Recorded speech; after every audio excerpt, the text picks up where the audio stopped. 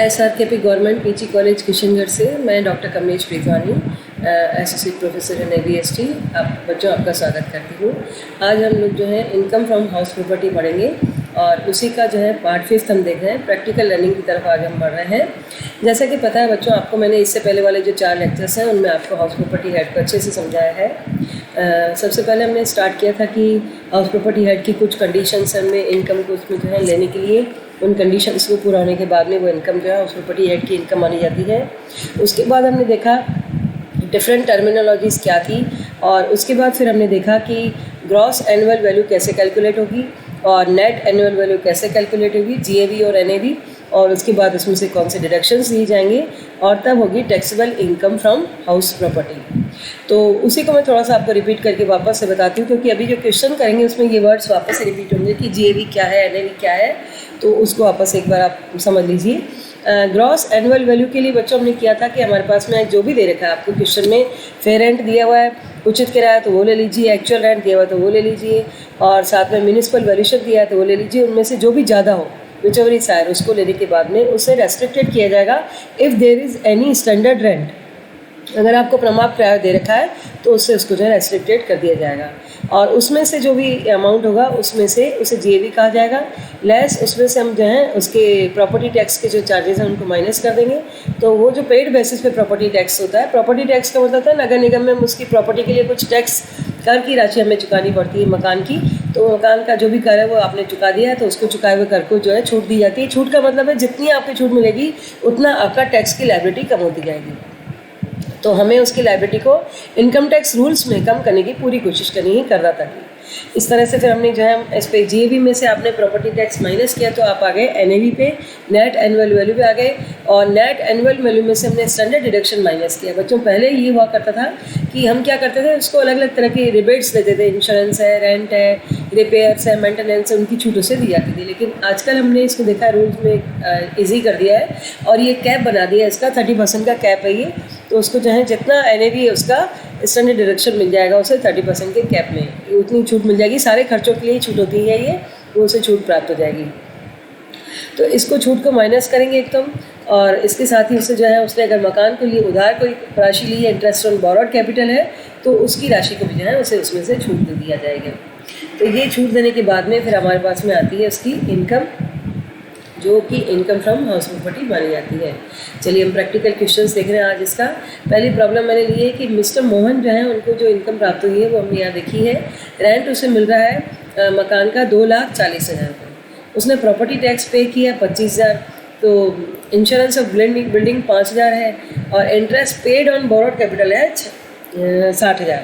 अच्छा बच्चों, एक चीज़ मैं आपको और बता दूं कि आपको मैंने बता चुकी हूँ पहले वाले 4 लेक्चर्स में कि हम मकान प्रॉपर्टी को जो है हाउस प्रॉपर्टी की इनकम को या तो सेल्फ ऑक्यूपाइड मानते हैं मकान को, या फिर उसको रेंटेड मानते हैं। यहाँ ट्रीटेड एज रेंटेड मानते हैं। 3 तरह के मकान हो गए, एक सेल्फ ऑक्यूपाइड, एक रेंटेड, एक ट्रीटेड एज रेंटेड। तो 3 तरह के मकान हो गए। पहला मकान सेल्फ ऑक्यूपाइड हो गया।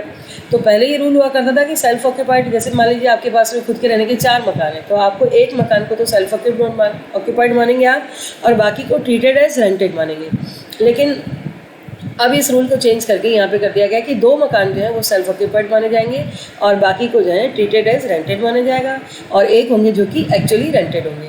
तो इस तरह से हाउस प्रॉपर्टी एज में जो है इसका हम वैल्यूएशन करते हैं। तो ये मकान उसका खुद का मकान है, और उसका जो मकान है उसमें उसको जो है 2,40,000 रुपये से जो है प्रॉपर्टी के उससे मिल रहे हैं उसकी राशि, लेकिन उसको जो है रेंट रिसीव हो रहा है, और इसके बाद में जो है उसमें से उसे प्रॉपर्टी टैक्स उसने 25,000 पे किया है। तो 25,000 जो पे करने पर है उसकी छूट दी जाएगी। इसको मैंने इस पर डैश करके शो किया है। That means it is minus amount 2,40,000 उसकी एनुअल वैल्यू होगा। आपके पास एनुअल वैल्यू के लिए GAV के लिए अगर एक की अमाउंट है तो वो ले लेंगे। यहाँ पर आपके पास म्यूनिसिपल वैल्यूएशन होता है वहाँ का, नगर पालिका मूल्यांकन, तो उसे भी ले सकते थे, और साथ में अगर स्टैंडर्ड रेंट होता तो उससे रेस्ट्रिक्टेड कर सकते थे। तो आपने रेंट रिसीव ले लिया 2,40,000, प्रॉपर्टी टैक्स पे कर दिया 25,000, आपकी NAV आ गई 2,15,000। अब यहाँ देखिए हमने इंश्योरेंस की छूटों से नहीं दी है, हम इसे जो है स्टैंडर्ड डिडक्शन की छूट दे रहे हैं एज ए कैप। 30% जो छूट दी जाती है, तो 2,15,000 का 30% 64,500 की से छूट मिल रही है।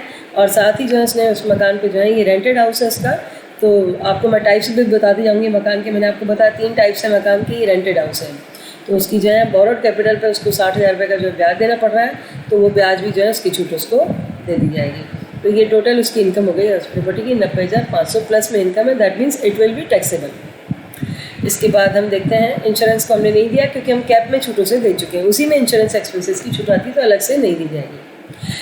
प्रॉब्लम 2 की तरफ हम बढ़ते हैं। मिस्टर श्याम जो है उसने एक हाउस परचेज़ किया है और वो हाउस परचेज़ करने के बाद उसने 20 लाख में इस मकान को खरीदा है और ये मकान उसका फुली ऑक्यूपाइड बाय हिम, खुद के द्वारा उसको यूज़ किया जा रहा है, that means it is treated as self occupied house. Other details are as under. Property tax उसने पे किया 15,000, इंश्योरेंस ऑफ हाउस दिया उसने 3,000, interest paid on borrowed money है ना, उसने इंटरेस्ट ऑन लोन पे किया है 2,20,000। तो हम इसकी इनकम को कैसे कैलकुलेट करेंगे? तो बच्चों मैं आपको वापस से याद दिला दूँ कि इंटरेस्ट ऑन लोन की छूट मैक्सिमम कितनी होगी उसकी, इंटरेस्ट ऑन लोन ब्याज की छूट से 2 लाख तक की दी जाएगी और प्रिंसिपल अमाउंट की छूट जो वो 1.5 लाख तक ले सकता है सेक्शन 80C। चले आगे बढ़े। तो मिस्टर श्याम जो है उसने मकान खरीदा है 20 लाख का, लेकिन हम उसका एनुअल वैल्यूशन ले लेंगे क्योंकि मैंने आपको बताया कि अब सेल्फ ऑक्यूपाइड हाउस 2 होंगे, उनके एनुअल वैल्यू को 2 सेल्फ ऑक्यूपाइड हाउस तक की इनकम को नील ले लिया जाएगा। तो annual value of self occupied house हो गई नील। नील मानने के बाद में अब हम इसे छूट दे रहे हैं तो इसको छूट, फिर नील मानने के बाद प्रॉपर्टी टैक्स और इसकी कोई छूट नहीं होगी, केवल इंटरेस्ट ऑन बोरोड कैपिटल की छूट मिलती है। तो वो भी 2,20,000 उसने पे किया है, तो हम क्या करेंगे, हमारा कैप फिक्स है 2 लाख का, तो हम 2 लाख से ज़्यादा उसको नहीं देंगे। तो ये 2 लाख की इनकम हो गई आपकी माइनस में, दैट मीन्स इस इनकम से, इस हाउस से आपकी इनकम लॉस में आ गई। तो घबराने की बात नहीं, लॉस में इनकम क्या होती है हमारे लिए, हमें लगता है लॉस हो रहा है, लॉस होना अच्छी बात है यहाँ पे क्योंकि उसका टैक्स वहाँ पर उस पर नहीं लग रहा है और बल्कि हमारी जो इनकम प्लस में दी हुई है, कहीं पे पॉजिटिव इनकम है, प्लस वाली इनकम है, तो उसमें से लॉस वाली इनकम माइनस हो जाएगी, तो ये इनकम उसको और फ़ायदा होगा, टैक्स उस पर कम से कम लगेगा। तो ये 2 लाख की जो लिमिट है इसको मैंने इसमें बताया है। धन्यवाद।